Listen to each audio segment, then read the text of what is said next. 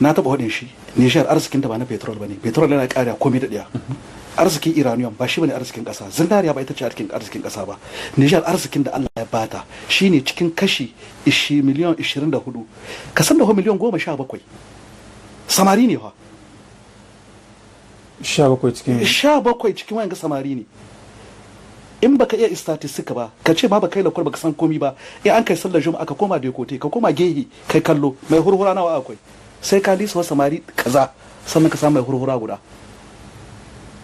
To duk masu ƙarhin ga me a cikin kanunsu, saboda an yi horon su yi ma gwamnati aiki, saboda in kai ma gwamnati aiki kana da garanti in retret, kana da garanti a baka gidan gwamnati, kana da garantin a baka biro mai sanyi, kana da chance na kai sata. Facility son banza. In kuma an gwamnati babu irin facility da ba a yi mutane ba na su yi takardu, me kowa ya samu gurin shi ya yi marshe public don cikin shi ya yaudara. Yaro ya taso da gurin shi ya samu matsayi don ya yaudara, an hori mutane bisa kawo wannan, sun taso da wannan aƙida na kai ma gwamnati aiki garanti, aikin gwamnati akwai garanti, ko in ka shiga siyasa dan lokaci kaɗan ka kai gubernar ka samu wani matsayi wata direction, paske rabo ne ake yi ba zancen merit ba ne. Kenan taro da ka kawo zancen taro ba tsohin ne suke ba yara no tsohi duk sun tare retret suke ba su misali ba. Mai yawanci tsohin masu ilimin duk sun tare retret. Nawa sun ka tare retret nan ga abun ga laikadar na gaske sun tare retret. Ba wa'yan ga masar ɗan masar ba da doktora allin da wane ne ba irin su ba. Ko gane ko ƙasar tana cikin mugun hali saboda mutanen ba su kishinta. Mahiyawanci ɗan ƙasar ba su kishinta. Ɗan Nijar in ka tare shi da sanda kafce kana bugun shi in yace mace Najeriya ya zara shi ɗan Najeriya ne. Babu zancen kishi. A lurke ko addini ya kawo kai kishin ƙasar ku.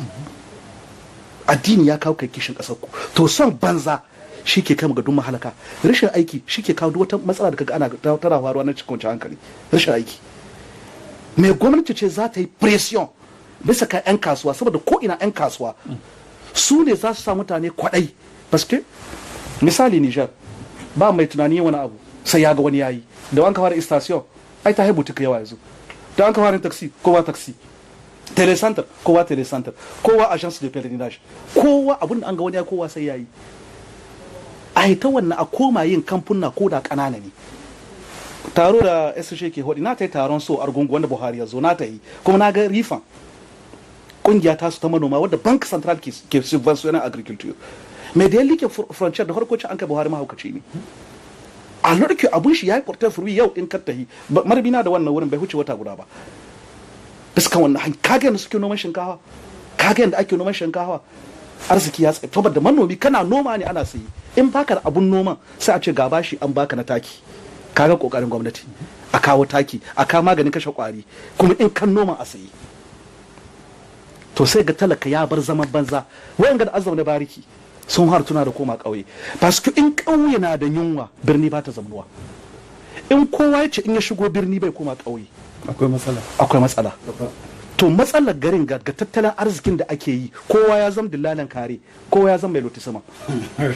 Ka gane ko duk wanda ya samu kuɗin shi ko na sata ne gidaje yake sayi, gidaje sai dai pasif, in ka sai gida miliyan 100 yaushe kuɗin hayan ka za su yi towa. Ai ba tattalin arziki ba ci gaba ne. Kana da gida 50 gida 30 ai baka taimaka ma ekonomin ƙasa ba, ta kai noma. Yau ƙasar ga ya mini babban manomi mai noman wurin eka 500 babu. Manya-manya 'yan siyasan gana da sun ka tara arziki da sun suna ba da misali. Wani tuwon kare siyasa bai zuwa ƙauye, muna ganin su mu azzamne tare da mutane, in ka gana yawan zakwa gaida sarki siyasa ta kawo a zo a gaida sarki a ana zaɓe ne, tun an kare ya fushi kenan shi wani baka sake ganin su sai wata shekara 5 kuma babu zancen kishi ne. Ka ɗauki Basanjo babu wanda kai shi noma, kuma duk wata riban miliyan 125 ke samu duk wata, kuma babu wanda kai shi kiwon kaji, ba abun da bai noma cikin kaji ne abun da yake samu kusan miliyan 60 yake samu riba. To mutum nawa ke mai aiki? Mutum 40,000. Kai yanzu a ce fonction publique kasar ga an samu kamfanin da zai dauki mutum 40,000 aiki, mutum guda. Doki a Atiku Abubakar mutum 1000 nawa ke mai aiki? Nan mutum tun ka samu 'yan kuɗinka ko da na sata ne sai dai ka ɓoye, ba za a ci gaba da haka nan ba. Karyar amfulwa kake yi, kamfani kake kare, mutum 1000 nawa za su yi aiki cikin kamfaninka, yanda ko baya gare ka kamfanin zai ci gaba da aiki, zai ci gaba. Haka ne ake turai, duk wanda ya yawon duniya haka nan ne ake. Ba a ce akwai sai gwamnati. A'a, ita gwamnati ita na muku asiran kayayyaki ne na noma, ta yi subventionin abubuwa iri-iri, ta tsare, ta sa a yi, ta ba ku security, kuma ta samu politik na harka iri.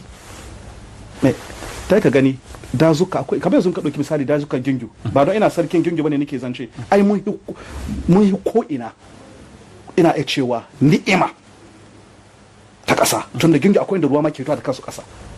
Me yanzu akwai inda za ka samu eka 100 ba ake noman su, mutum in ya noma na abin da yake noma shi kenan yana da abincin shekara. Ni'imar ƙasa kuma amma babu aiki, babu aiki. Kai yanzu inda ta wuce ke da ƙasar gingu da ba yunwa, paske babu, kowa ya saba da facility. Ko mi ake a ci ana shirin furoji, ana shirin gwamnati ta bada, wannan an ka sa gaba sai su handame. Kai ba a iya ci gaba sai an yi kishin ƙasa.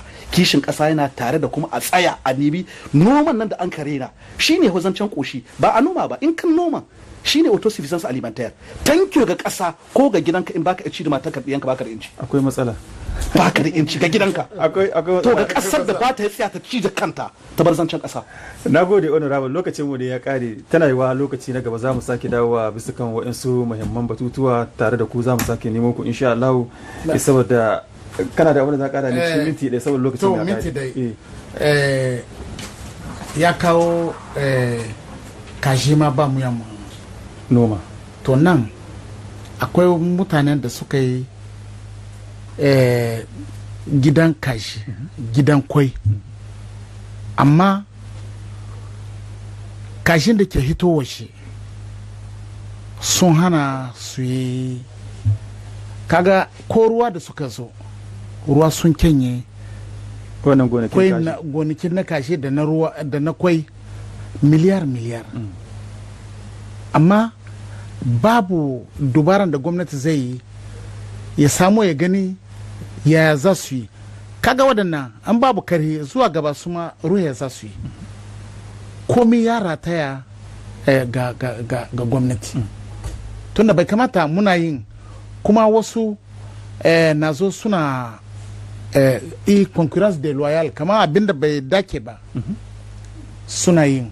Ya kamata a kama ma waɗannan da ke suka samu ilimi na yin kwai da na yin kashi, a kama masu su kuma su ci gaba, abun nasu ya tashi, so abin nashi ya tashi. Na gode SG, lokacin mu ne ya kare, insha Allah nan za mu yi birki.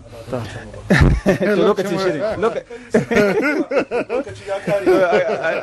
Ahuwa honorable, lokacin da ake yin wannan shirin ya zo karshe, nan za mu sha birki insha Allah, sai kuma lokaci na gaban insha Allah tana yawa mu sake dawa bisa kan wa'ansu batutuwa da suka shafi tafiyar rayuwar al'ummar wannan kasar. Mun gode honorable da lokacin da kuka bamu, kuka halarci wannan dandalin. SJ kuma mun gode da wannan lokacin da kuka bamu, a madadin ku da kuma abokan aikin da suka dafa muka gabatar. Wannan shirin da za a maimaito shi gobe da misalin karfe 4 na yamma da kuma ranar Lahadi da misalin karfe 9 na safe. A na bangaren sai kuma makon gobe idan Allah kai mu insha Allah za mu sake dawa dauke da wata sabuwar muhawarar. Kafin nan mu huta lafiya.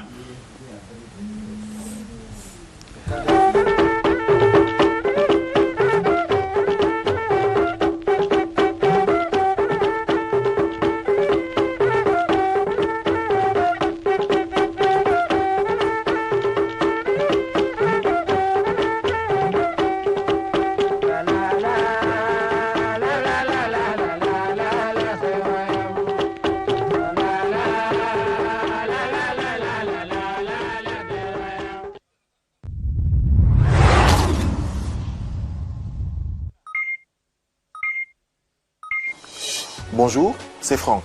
Dorénavant, retrouvez-moi tous les lundis, mercredis et vendredis